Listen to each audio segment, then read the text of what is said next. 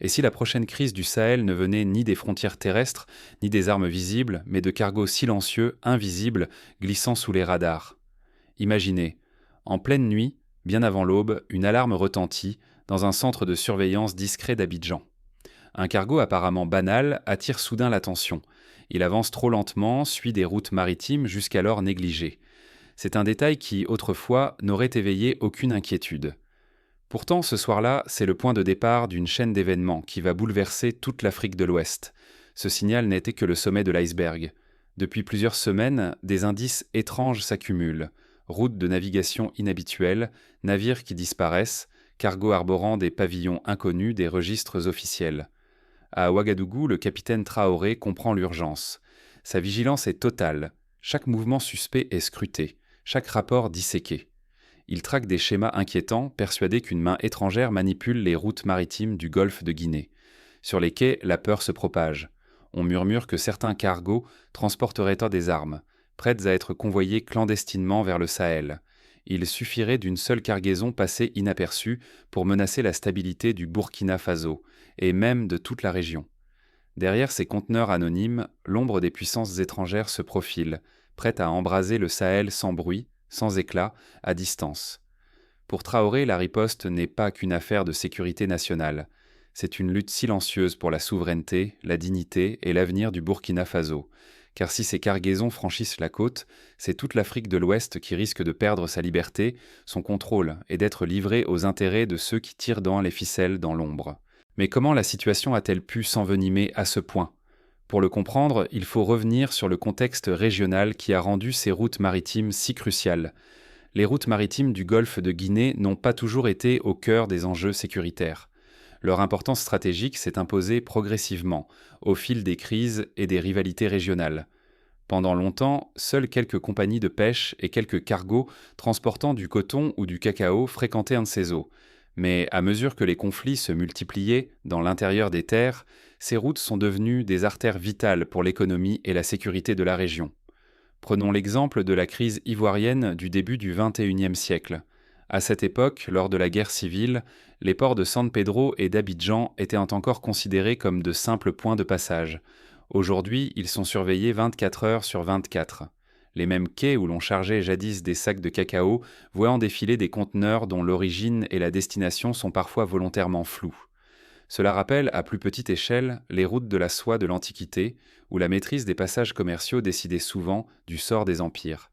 Jusqu'à récemment, peu de regards s'arrêtaient sur ces ports discrets et ces routes maritimes sinueuses reliant Ekoa au golfe de Guinée. Aujourd'hui, il suffit qu'un cargo avance trop lentement, ou qu'un navire glisse sans bruit sous la lune, pour que les alarmes retentissent bien avant l'aube. Ce qui était ignoré hier est devenu la nouvelle lagne de fracture du pouvoir en Afrique de l'Ouest. Les ports d'Ecoa, jadis relégués au rang de simples points de transit, se retrouvent au cœur de rivalités stratégiques. Là où l'on ne voyait que des quais anonymes, des forces invisibles s'affrontent en silence. Les puissances étrangères arrivent en nombre, promettant des investissements, multipliant les signatures. Mais derrière chaque poignée de main plane le soupçon d'une dette cachée, d'une dépendance tissée dans l'ombre. Pour Ibrahim Traoré, l'enjeu n'est plus cantonné aux frontières terrestres du Burkina Faso. Désormais, la souveraineté se joue sur les flots, loin des terres familières. Laisser d'autres décider du sort de ces routes maritimes, c'est accepter de perdre la main sur l'avenir du pays. À Ouagadougou, la vigilance est devenue obsession. Les équipes de renseignement suivent chaque mouvement suspect. Cargo anonyme, itinéraire dévié, pavillon douteux. Les rapports s'empilent, révélant des schémas inquiétants, des sociétés écrans et des cargaisons inexplicables. Chaque anomalie est un avertissement, chaque silence, une menace. Les enjeux sont colossaux. Fermer les yeux sur ces routes du pouvoir, c'est laisser d'autres écrire le destin de l'Afrique de l'Ouest. C'est ouvrir la porte à l'instabilité, à la perte du contrôle économique, à la soumission aux intérêts extérieurs. Ici, la souveraineté n'est pas un simple mot. Elle se défend, conteneur après conteneur, loin des regards. Mais alors, derrière cette guerre silencieuse sur les mers, quel est le véritable enjeu pour le Burkina Faso ? Dans l'ombre des cargaisons et des alliances secrètes, une menace nouvelle prend forme. Pour Ibrahim Traoré, il s'agit de ne pas céder un pouce de terrain. Que dissimulent vraiment ces silhouettes furtives de navires étrangers qui glissent, nuit après nuit, vers les ports ouest-africains ? À chaque manœuvre discrète, la même question s'impose. Pourquoi ces escales silencieuses, ces drapeaux inconnus qui coupent tout signal dès que la côte approche? Les réponses se noient dans l'obscurité, mais la suspicion s'épaissit à chaque passage. Peu à peu, les cellules de renseignement rassemblent des pièces troublantes. Les journaux de bord abondent en incohérences, de nouvelles sociétés anonymes s'invitent dans les registres, et certains cargos naviguent sans origine déclarée. Tout cela dessine la trame d'un réseau invisible, une opération orchestrée au millimètre où chaque détail est pensé pour échapper à la vigilance. Mais la plus grande menace ne se cache pas que dans l'ombre. Les cargaisons qui transitent ne sont pas banales. Armes, munitions, équipements stratégiques. À chaque conteneur non déclaré, le risque d'embraser le Sahel grandit. Derrière ces manœuvres, des puissances étrangères calculent, prêtes à mettre toute une région en péril pour servir leurs propres desseins. Dans les capitales du littoral, la tension monte. Les gouvernements marchent sur un fil, partagé entre la solidarité régionale et la tentation de pactes juteux. Faut-il feindre l'ignorance, espérer sauver la paix, ou refuser ces compromis au risque de s'isoler? Chaque choix pèse lourd, car la moindre faille peut transformer ces États en complices involontaires d'un engrenage qui les dépasse. À Ouagadougou, le capitaine Traoré refuse toute ambiguïté. Pour lui, le Burkina Faso ne sera jamais un simple pion dans une partie dictée de l'étranger. Sa doctrine est limpide, vigilance, transparence et refus catégorique des infiltrations masquées. Il sait qu'un seul relâchement peut précipiter son pays dans un conflit par procuration, sacrifié pour les ambitions d'autrui. Dans cette guerre feutrée, la souveraineté ne s'affiche pas. Elle se construit dans la discrétion et la fermeté. Pour Traoré, mieux vaut prévenir la tempête que la subir, quitte à défier les intérêts les plus puissants. Mais tous n'ont pas la même détermination. Tandis que Traoré renforce les contrôles, de nouveaux acteurs surgissent, prêts à tester la résilience du pays. Que se passe-t-il si ces routes maritimes se transforment en veines ouvertes pour l'influence étrangère? Cette interrogation hante désormais autant les dirigeants que les simples citoyens. Désormais, chaque cargaison suspecte qui franchit le golfe de Guinée menace directement la stabilité de tout le Sahel. Face à la montée des doutes, les autorités intensifient leur contrôle. Les inspections dans les ports se multiplient. Chaque mot diplomatique est pesé, chaque geste scruté. Préserver les alliances sans tomber dans l'isolement devient un exercice d'équilibriste. Mais cette vigilance ne chasse pas la peur. Accueillir ou refuser un navire douteux, c'est risquer la perte de confiance de ses voisins et attirer la suspicion internationale. L'incertitude s'installe comme un brouillard qui étouffe les certitudes. Sur les réseaux sociaux, la rumeur circule plus vite que les cargos. On parle de caisses scellées, d'escortes inhabituelles, de ports soudainement fermés. À Ouagadougou, à Abidjan, à Lomé, l'inquiétude se répand. Jusqu'où ira cette main invisible? La réputation du Burkina Faso et de ses voisins est désormais en jeu. Leur honneur et leur intégrité se mesurent à leur capacité à résister à la pression extérieure. Traoré le sait, dans l'arène internationale, chaque choix compte, et la moindre faille pourrait devenir une brèche fatale. Pourtant, le président burkinabé refuse toute escalade. Il opte pour une diplomatie ferme, traçant une ligne rouge sans tomber dans la provocation. Le Burkina Faso ne cédera pas au jeu d'ombre. Chaque tentative d'ingérence recevra une réponse claire, posée, mais inflexible. L'avenir de la région repose désormais sur la lucidité de ses dirigeants. Coopérer sans naïveté, résister aux facilités dangereuses, anticiper les manœuvres étrangères, il s'agit d'un équilibre précaire où la moindre distraction pourrait tout faire basculer. Pour la population, ce n'est plus seulement une question de politique, mais de dignité et d'indépendance.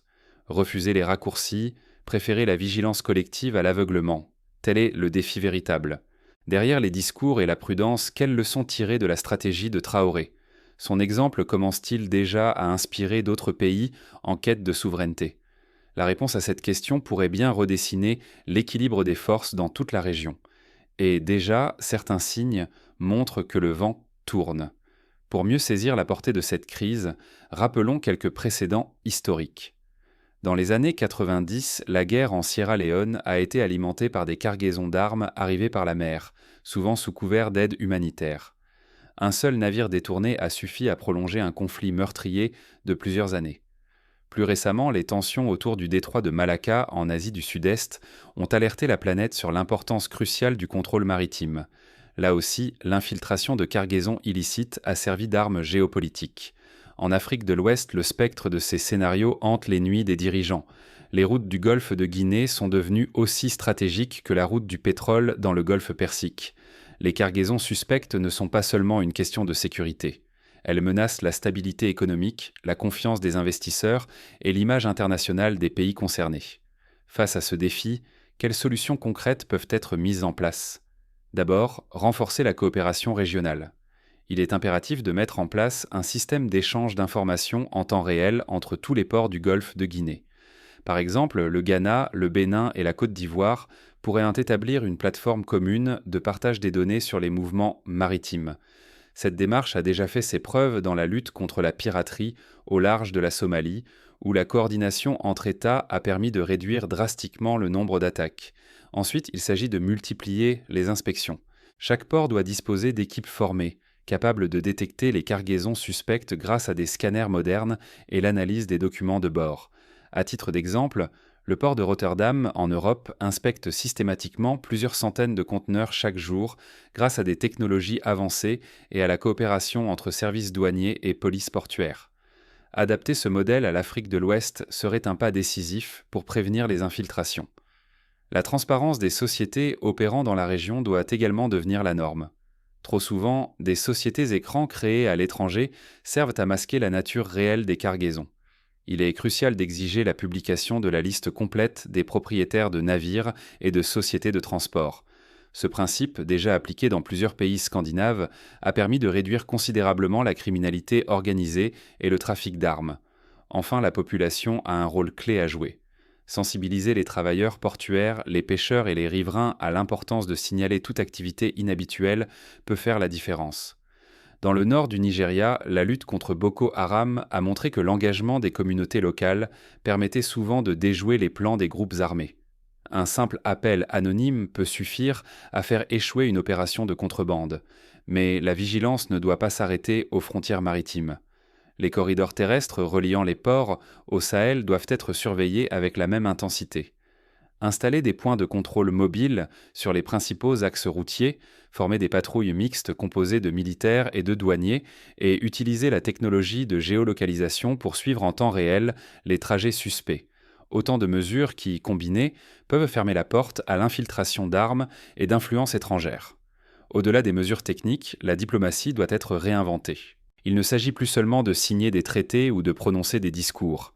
Il faut instaurer une culture de la transparence entre États, créer des comités de surveillance conjoints et organiser des sommets réguliers pour anticiper les crises plutôt que de les subir.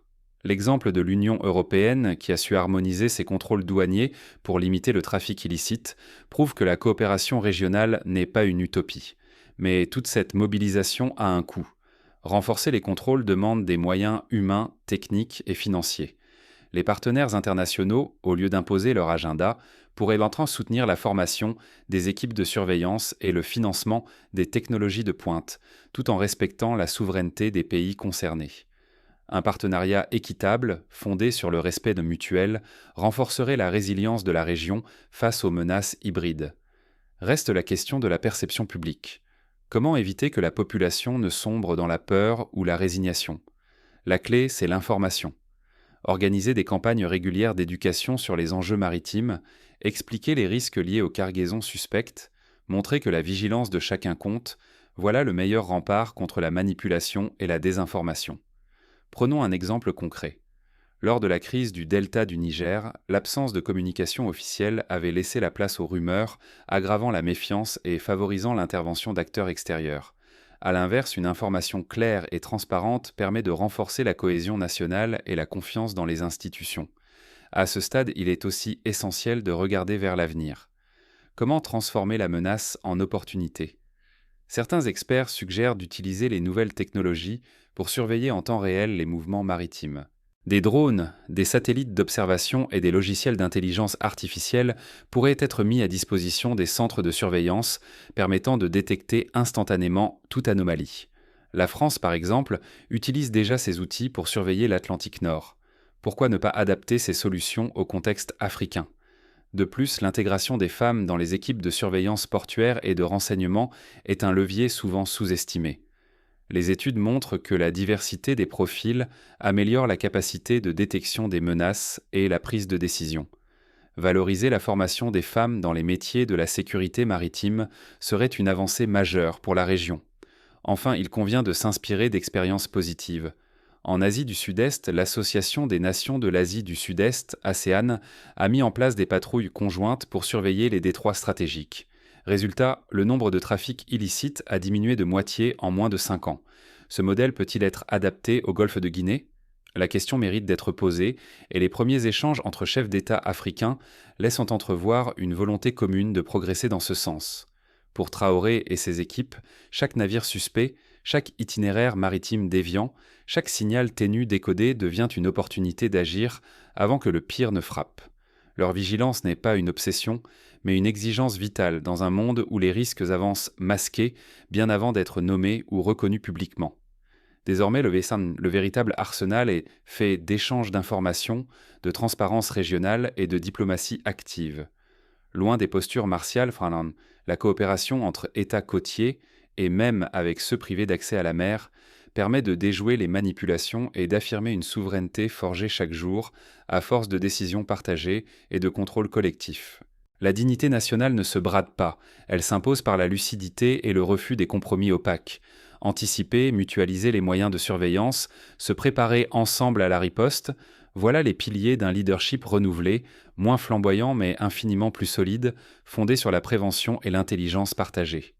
Le cas Traoré devient alors emblématique.